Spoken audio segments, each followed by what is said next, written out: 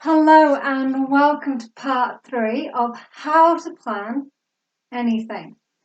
So in the first part of this, I described the critical alignment model, which covers 4 main areas of our thinking for planning anything. This goes from our health, career, weddings, getting over an addiction, anything you can think of, you can use this model.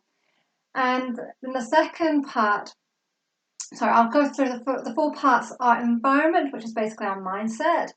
The second part is the structure, so the categories we need to look at to take action on.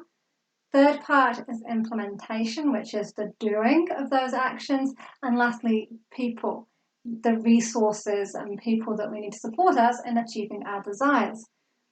Today, I'd like to share with you beliefs, and this still falls under environment because our mindset is so important. It's like laying the foundations to build a house. So in the second part of this series, I talked about values, which are crucial for keeping us in alignment with where we want to go and helping us to feel fulfilled. When we don't live to our values, we feel yuck. Now, put it simply, we don't feel good about ourselves, so we don't feel good about our lives, and we feel unhappy. So knowing our values and working with our values is really important. So this part is all about beliefs. First of all, what are beliefs? Well, I love this analogy by Tony Robbins, who described beliefs like tables. So he refers to the tabletop being an idea, and then when you have an idea with evidence, you start putting legs underneath it, and then you get your belief. So a belief to me is an idea with legs on. And why do we do that? We do this because we are designed to only take in 6 to 7 pieces of information out of 2 million. So at any given time, we have 2 million bits of information to deal with. We can't handle it. Could you imagine if we had to think about the light flickering heat from the sun going in and out, the noise from the air conditioning, the fan from the computer, the sensations of us sitting down on a chair? It goes on, and we're dealing with this all the time. So our brains are fantastic. They just go, okay, I've got all this information. Well, let's just focus on the 6 to 7 pieces of information that are really important right now so that you can go where you need to go. But what that means is once we develop an idea about something, we are deleting a whole lot of information. So if we get an idea about something and then we start to put legs under it, looking for evidence, we start to only look for that kind of evidence. We train ourselves to see that at the exclusion of anything that might contradict. And our brains doesn't like to be wrong. Our ego certainly doesn't like to be wrong. So it looks at what it knows and what it understands to be true. What this means is if we have limiting beliefs, so an example of a limiting belief would be money is hard to come by, or I have to work really hard to have money, or rich people are mean, and so you don't want to have money, or another example is it's really hard to lose weight, then you're not likely to look at or see the contradictions, which are that there are rich people out there who are very generous. There are people out there who have sought to become rich so that they can actually support projects and charities that they believe in. There are some people who have created businesses and have got very wealthy simply so they could support a non-profit organization that they created. But if we have that limiting belief of rich people being mean or money is the help me out. Money is the something root of all evil. That's what I was looking for. Then you're not going to see the good that people do with money.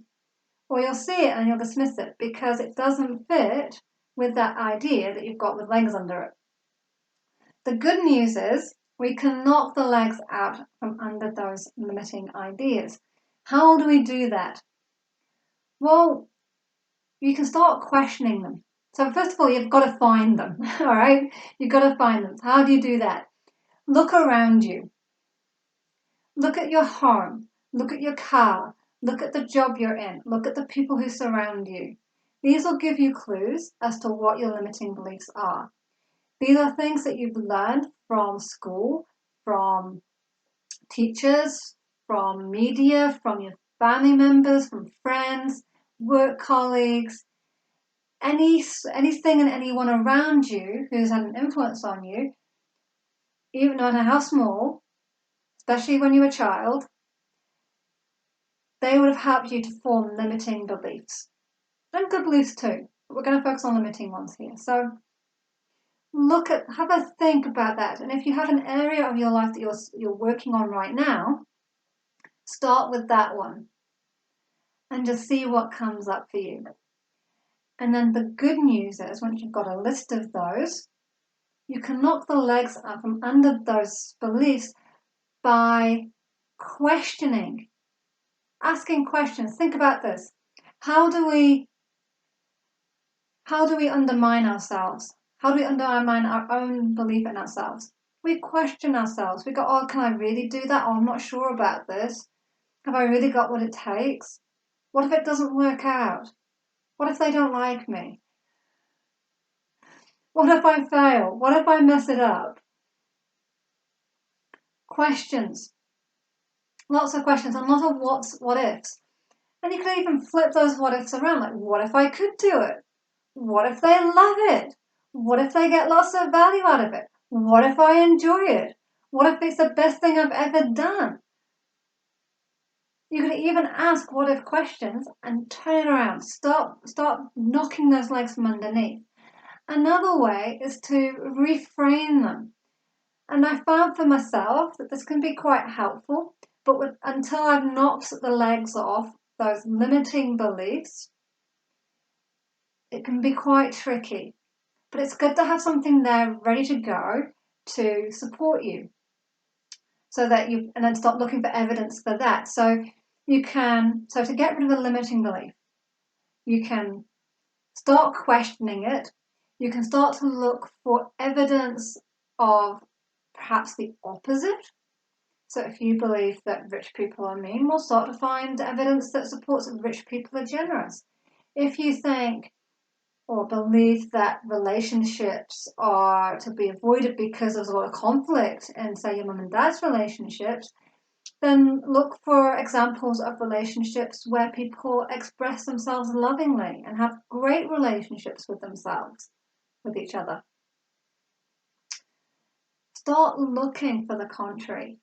And I found for me, when I've been looking for the contrary, it's useful to have the reframe in place because then I know what I'm looking for. So, for example, if you believe rich people are mean, you look for, okay, rich people are generous. What evidence can you find to support that? Because whatever evidence you find to support that belief will contradict the belief that you already had. Okay? So there's two things you can do to help you knock out those beliefs. And why this is powerful is because basically you're becoming aware of how your mind works, of how you're seeing the world. In terms of the metaphor for foundations and building a house, you're digging out the trenches to lay your foundation. So discovering your beliefs and clearing them out is basically digging the holes so you can fill those up with concrete. And the concrete is your new beliefs that you've given legs to, your ideas that you've given legs to. And then to give that more solidarity, to give that more strength, you put your values in there. So your values support your beliefs. Isn't that cool? So when you're looking at your beliefs, bring your values into it too.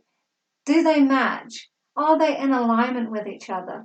Because I guarantee you, your limiting beliefs will not support your values and vice versa.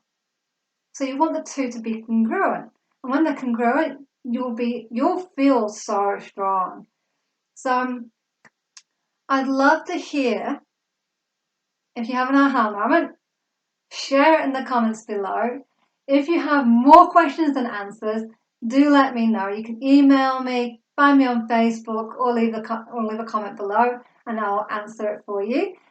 If you want to see more videos, do hit the subscribe button and don't forget, or rather remember, press that notification button to hear so you know when the next video is and you don't get to miss anything, because there's a lot of value coming out at the moment. I'm committed every day to sharing something to help you move forward with your life.